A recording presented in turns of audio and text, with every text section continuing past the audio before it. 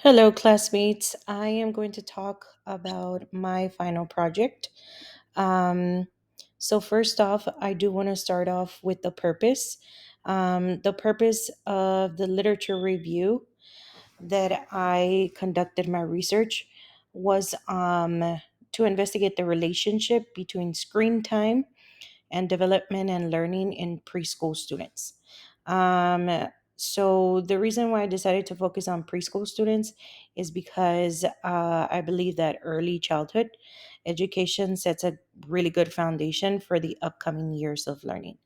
Now, the problem is to investigate. The problem of the investigation was to focus on the effects of screen time on development and learning. Now there was four questions that guided my research. The first question is how does screen time affect cognitive development? The second one is how does screen time affect language development? The third one is how does screen time affect sleep patterns? And the fourth one, how does screen time affect emotional development? Now, just a little bit more background as to why I picked early childhood or preschool students as my sample size is just because, like I said earlier, early education has been my area of expertise for the last couple of years. And through other classes in this program, I've come across the importance of early childhood education. Some of the work that resonates with me is the work of Diane Ravitch, who was an assistant secretary of education for the United States. And she is a huge activist for early childhood education and just closing gaps in education. Um, I also want to mention an article that I came across um, in one of my other classes, which just investigates the impact of early education as it talks about the role that it has because of the critical period in which the students or preschool students in this case are in and how we can set a really good foundation for them and their learning. For the methods of my research, I went ahead and looked for information through databases. I used Eric and then I used Google Scholar, and I looked for articles that were similar relative to the research questions. I read the abstracts and I identified articles that would have a good relationship between the variables and the research questions that I had. Now, I was able to pick four studies that I thought were relatable to the questions in my guiding questions. The first article, um, it was to answer the question, how does screen time affect cognitive development? Now, the methods were participants were 97 preschoolers, ages 3 to 5 in Canada. The amount of screen time was assessed by a questionnaire, and then cognitive development was evaluated by examining expressive vocabulary and working memory. Now, they used an early years toolbox with the task of Mr. Ant to evaluate this. And then statistical analysis was performed by using SPSS version 26.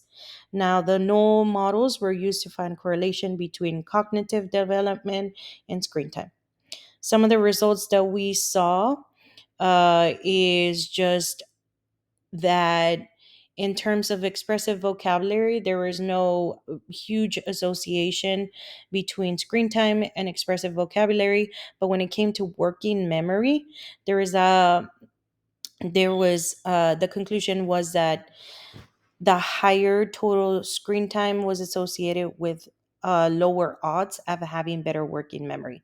Now, working memory has a huge impact on the ability to learn. So I find these results very interesting in how we associate screen time and cognitive development. The second article aimed to answer the question, how does screen time affect language development? In this case, participants were 164 Finnish speaking children ages 2.5 to 4.1 and their mothers. So it wasn't just the children, but it also had the mothers. Now, the mothers, as well as it's similar to the first article, they completed a questionnaire to evaluate the screen time, and then language development was measured by lexical, phonological, morphological, repetitive, and general abilities. Um, and then all of this information was processed through SPSS statistics version 26 as well. And then the level of significance was 0.05 in all analysis. Now, here are the results. And there was a lot of variables in this one, but I just try to look at the one that was in regards to just language development and screen time, and there is a negative relationship between the variables. The greater amount of screen time the children had alone, the poorer their general language ability was. So something a key to note here is alone. I found it interesting that when students were accompanied by their mothers, it didn't have that much of a negative impact. Moving on to Article 3, which was trying to answer, how does screen time influence sleep patterns?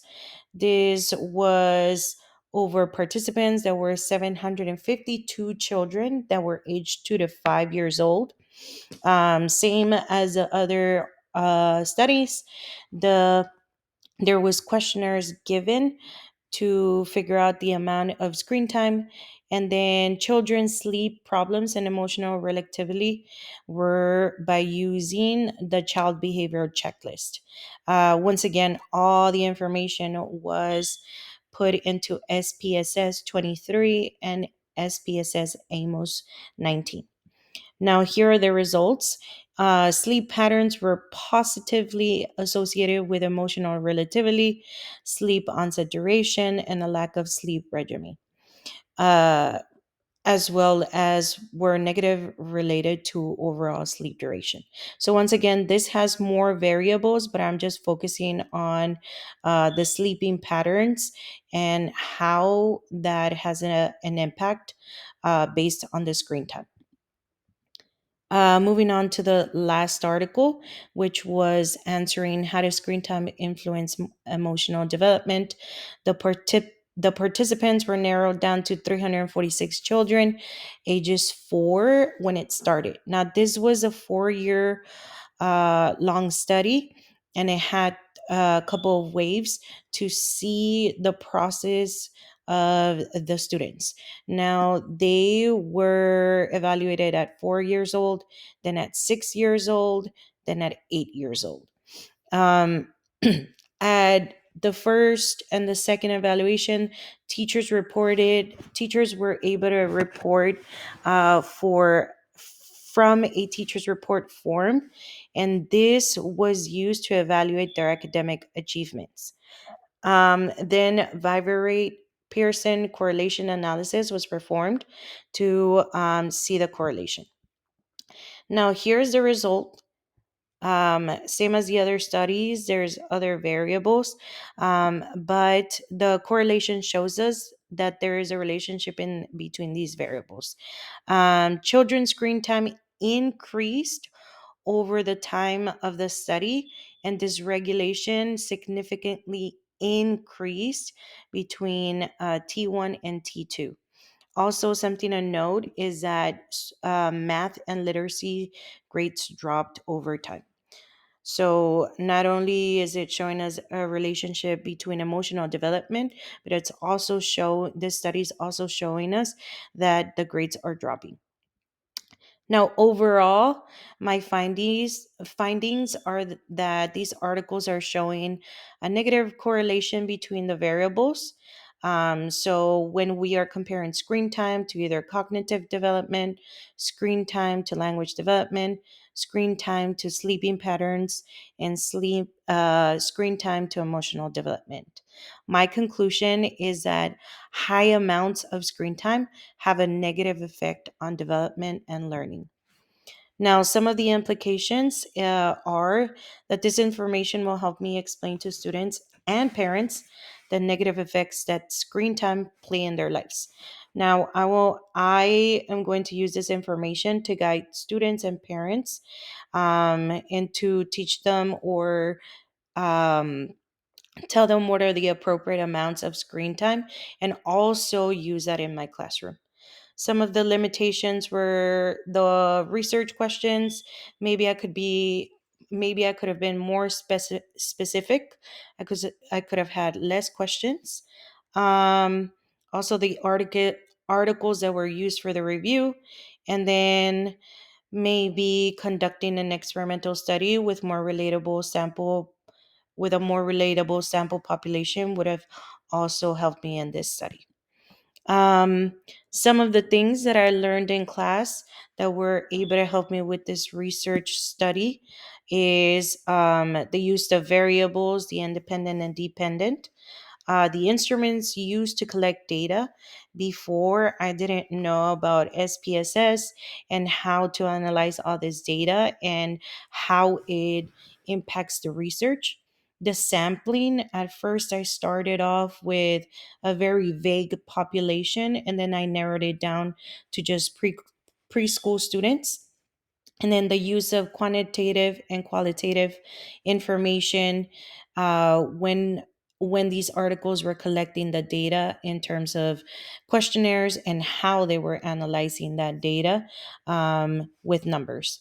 Now, like I said, the data analysis, the programs use, and then how this information allows it to be relatable and valid. So all of these things were things that I really didn't know before this course, and that I was able to use and be successful in this research. That is all that I have. Thank you.